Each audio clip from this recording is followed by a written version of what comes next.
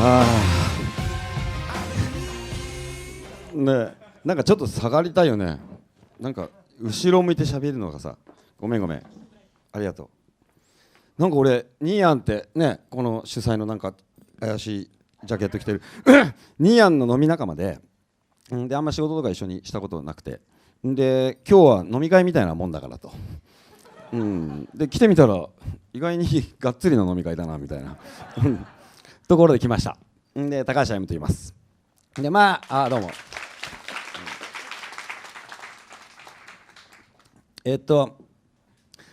俺は今44歳で住んでるのはハワイ島っていう大自然の、島に暮らしていて、で大体日常的には朝起きて、ハワイ島ってさイルカと世界で泳げるとこっていっぱいあるけど、ビーチエントリーっつってビーチからこう野生のイルカと泳げるのね。だから朝見に行って、聞きたかったら後で3カ所ポイントがあるか教えるけど、そこを朝7時ぐらいに回ると、まあ行いによるかな、その確率はね、イルカがいる。だけどまあいい感じで生きてる人は、ニアンとか来たら多分ほとんど出てこないと思うまあいろいろそういうので朝イルカ見に行ってみたいな暮らしをしてんだけど、まあ飯はねどうやって食ってんだって話で俺は結構本を書いてて旅した、それがまあありがたいことにまあなんか何百万も並んだみたいなのでこう飯が食えてて、でちょっと日本で本が売れたから、その頃に「ワンピースっていう漫画を見ちゃって調子に乗って、俺たちも世界で7つの海を越えようぜとか言って、ニューヨーク英語も喋れないのにニューヨーク行っていきなりワンピースブックスで作ったんだよ。大赤字でなんか結構大変な感じになってないまあそんなことだって、お店っていうのも好きで、俺飲み屋ってこうなんかみんな友達になれるから、そんなんで世界中旅して気に入った場所に、まあ、ニューヨークだバリ島だジャマイカだなんだっていうのでボヘミアンっていう名前で西麻布にもあるけどね、お店を出してて、でまあそういうのと、あともう一個マザー・テレサっていうおばちゃんが昔からこうラブで、もともと横浜のヤンキーなんだけど、ヤンキーでこうコンビニの前に超金髪で座りながらもマザー・テレサ読んでるみたいな、ちょっとなんかインチキ臭いヤンキーだったね。でまあインドのバラナシっていうところを旅して、ガンジス川流れてるところを旅してる時に、なんか彼女みたいに人生全てをかけてガキどものために何かするのは無理だけど、なんかちょっと俺たち的ななんかロックンロールな感じでなんかこうできたらなと思って、でなんかいろんな人に出会ってたら、まあ地元の子たちがこう子供が学校行けないから学校作りたいみたいな話があって、こう通訳の人と一緒にぶっちゃけ日本円でいくらかかんのって言ったら、まあ、約300万ぐらいだったんね。で俺もうちょっと頭の中が少年ジャンプの主人公みたいな感じの構成になってるから、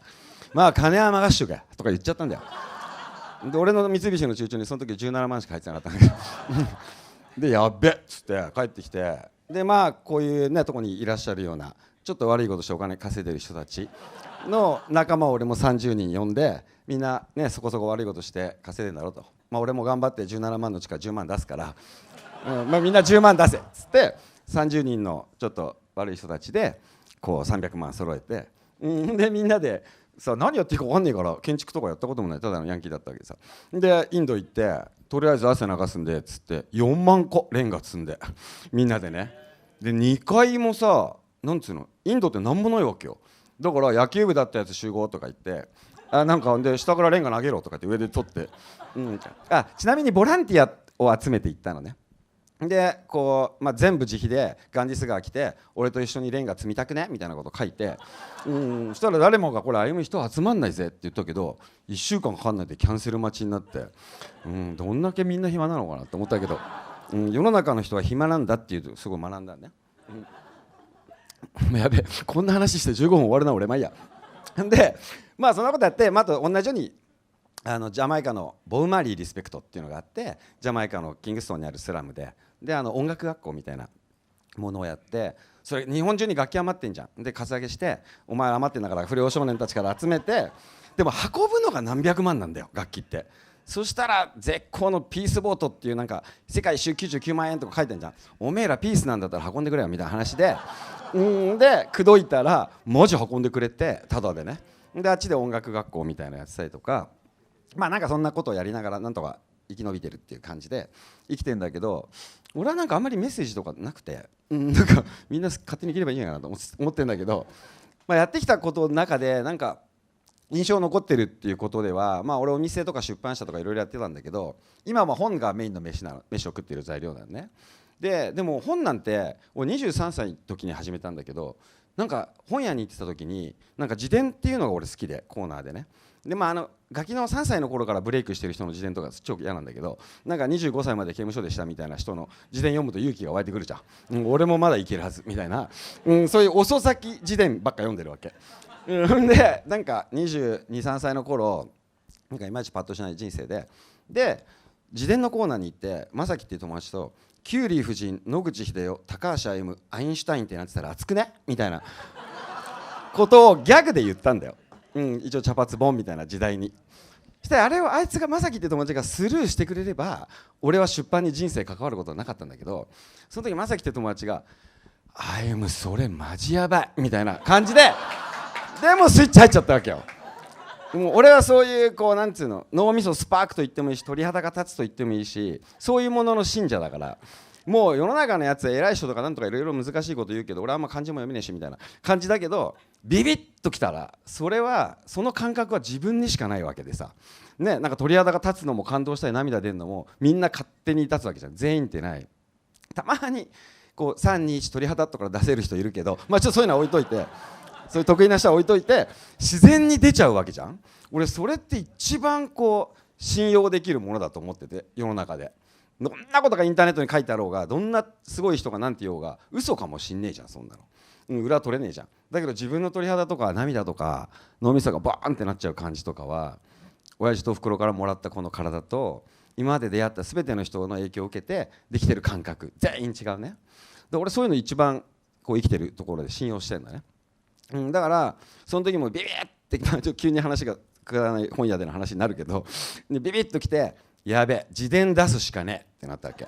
でインターネットないから自分の本を出すためにはとか、なんか本なんじゃん、ああいうの調べたらなんかコンテストに勝つとかなんかいろいろ書いてあって、無理無理と思って、で面倒くせえから自分らで出版社作るやりたい放題じゃねってなって、よしじゃあやろうっつって仲間と俺と一緒に出版社作るやつ募集とか言ったんだけど、まあなんか意味不明だからみんなよくわかんないじゃん。で、まあ、だって出版社って何やっていいか分かんなくない？だってとりあえずアパート借りたんだけど、その後何をやって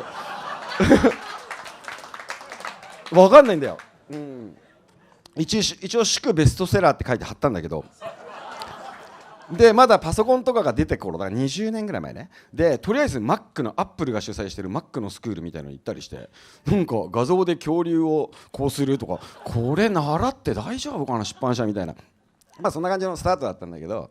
まあなんかただ営業先である本屋に行って、すいません俺たち出版社始めたんですけど営業ってどうやるんですかねみたいな、営業先に営業のやり方気に来るみたいな。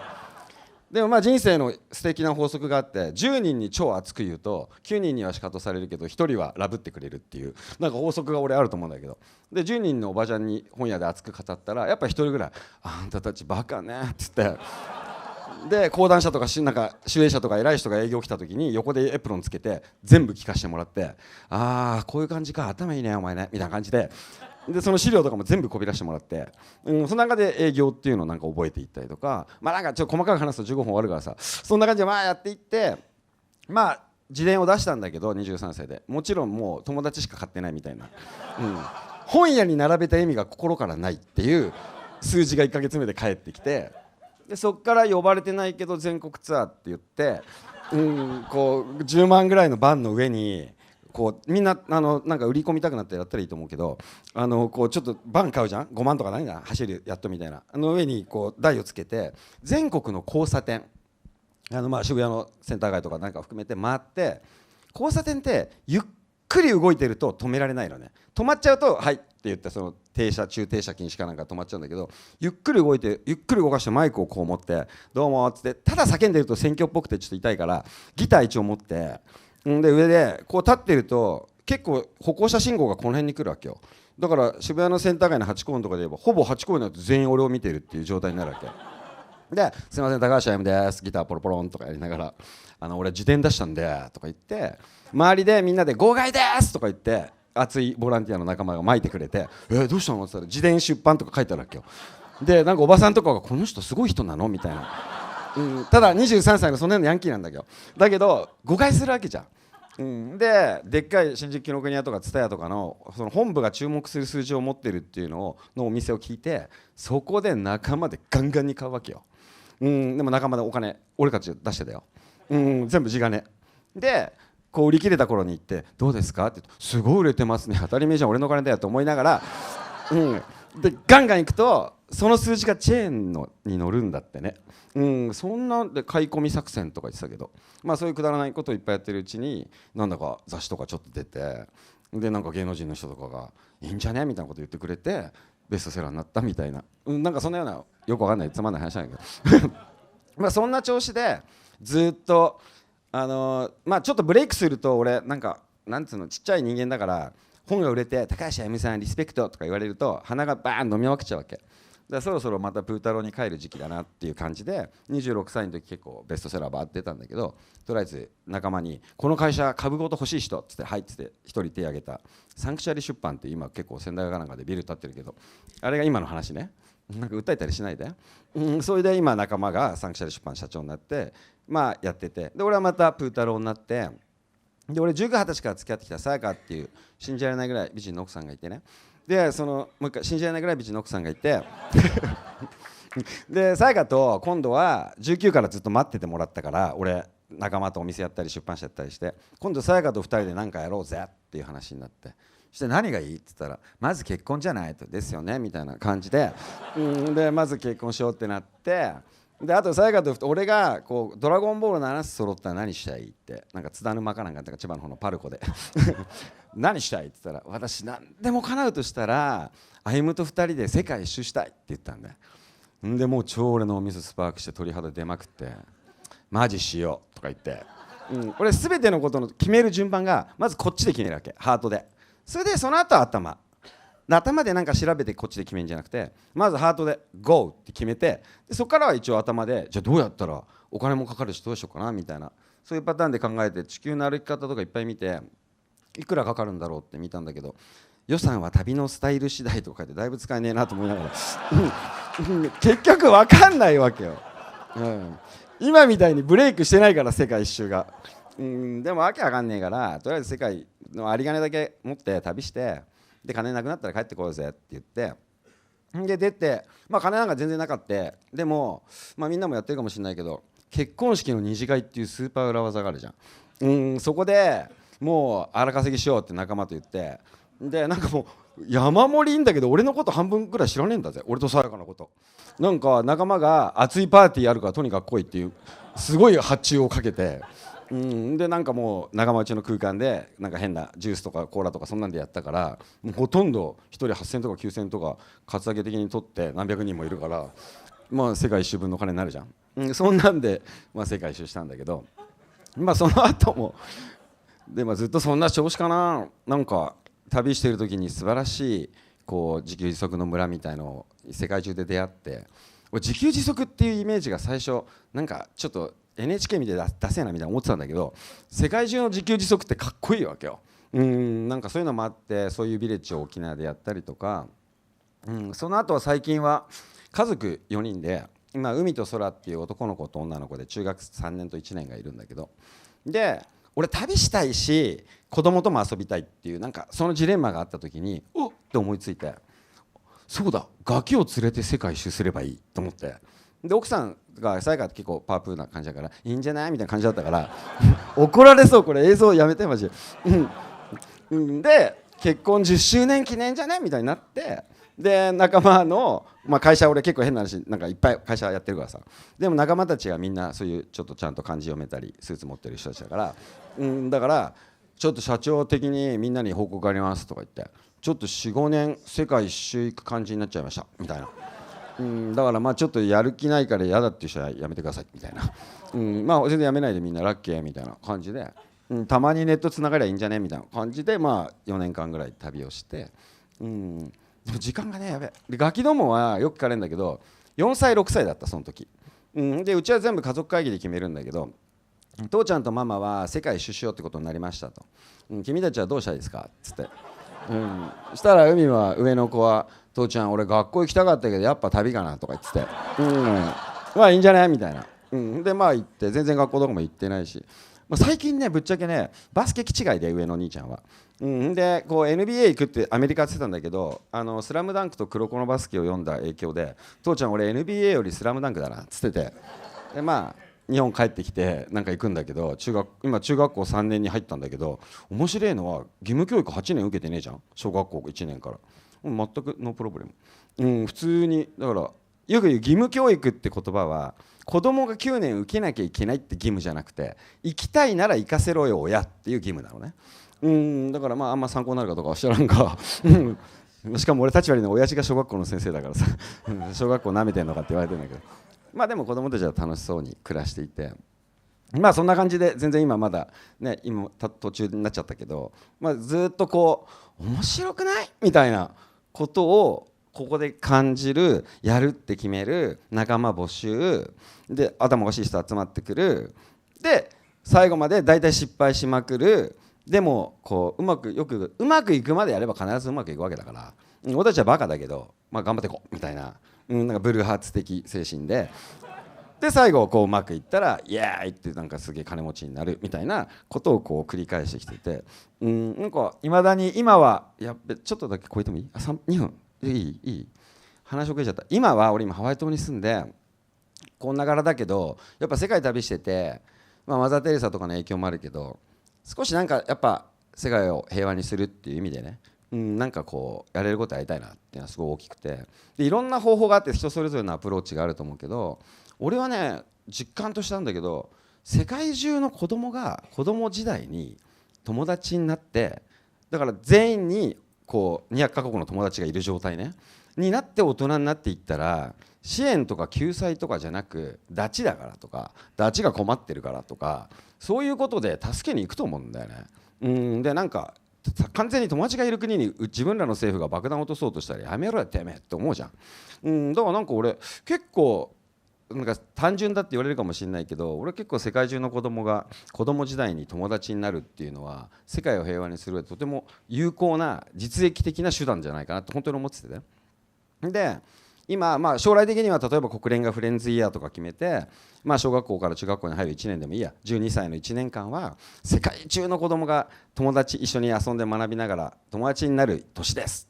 でその国の貧乏な子供はその国のお金持ちが金払って帳尻合わせてっていうのが、世界中の子供が子供時代に友達になるっていうのが当たり前の世の中っていうのを生きてるうちにやりたいなっていう、なんかこう種を植えるとかじゃなくて、でなんかバカって言われるかもしれないけど、生きてるうちになんかテレビとかで昨日全ての戦争が終わり、みんながねお家で楽しく美味しくご飯を食べられるようになって世界が平和になりましたみたいなニュースがなんか飯食ってたら流れるみたいなことが起きたらマジラブじゃねって思ってそれは生きてたら素敵だなみたいなのがあって、やっぱ俺なんか世界平和の解決方法ってみんなそれぞれいろんなことがあると思うけど、俺はやっぱ子供が光だなっていう気がすごいしてて、だからそういうことのために、まあ、言うのは簡単じゃん。今ハワイ島で世界中のガキどもが集まってこう一緒にこう学びながら遊びながら友達になるっていう学校をもうすぐ始めるのね。で全部校舎が木の上の家、ツリーハウスなのね。すんごいやばいよマジで。もう入りたくなるよみんなぐらいのものを今まだでもできてないよ、これからだよ。あとさっきのピースボートと組んで世界中の子どもたちを乗せて世界一周っていうのを2020年の4月からやる、それは決まったね。そんなのをやったりとか、まあ、近いところだとそういうニュースがいっぱい入ってるウェブマガジンみたいなのを9月からスタートしたりとか、まあ、そんなことをやりながら今暮らしていて、だからまあせっかくね今回の人生こういう同じ時代っていうかで同じ国にこう生まれてこういう場があってっていうのがあるんで、まあね今日俺ただ今一方的にちょっと15分話しただけだけど、なんかこういうのもすごい確率だと正直に思うのね。だからこの後の人生でなんかこうピンとくることがあったら、なんかあの時言ってたよね意味わかんないことみたいな感じのところから始まって、なんかこんなことやんねとかっていうふうにどっかクロスするところがあったら、俺今日の飲み会飲み会って言っちゃったに来た甲斐があるなと思います。まあなんかあんま難しいことは言えないけど、これからねまだみんな俺も含め人生ねだいぶ何十年かお互いにあると思うんで、そこで一緒になんか楽しいことして日本人かっこいいって世界に言わしてみたいなのがすごく強くあるんで、なんかいいことがあったら一緒にやりましょう。どうもありがとう。高橋亜美でした。さんありがとうございました。